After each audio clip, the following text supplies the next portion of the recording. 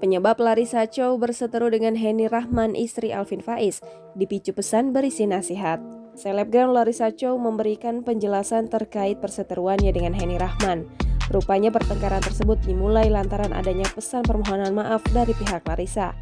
Namun, istri Alvin Faiz itu justru memberikan balasan pesan yang kurang menyenangkan dan dinilai menghina. Tulisan panjang tersebut diunggah Larissa melalui Instastory di akun pribadinya pada Minggu 14 November 2021.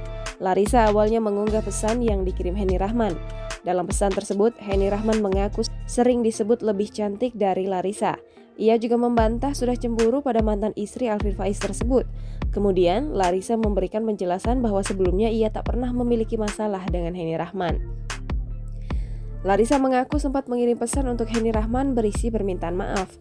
Hal ini terkait unggahan karyawannya yang sempat membuat gempar dengan membeberkan hubungan Alvin Faiz dan Henny Rahman sebelum ia bercerai.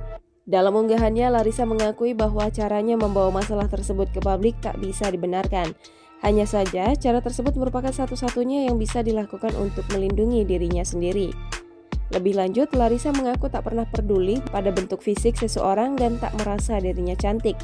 Di sisi lain, Larissa justru merasa bahagia jika ia bisa hidup mandiri dan bisa menjadi kebanggaan keluarga. Ia pun menyerukan ajakan untuk berdamai dan justru saling mendukung sesama perempuan.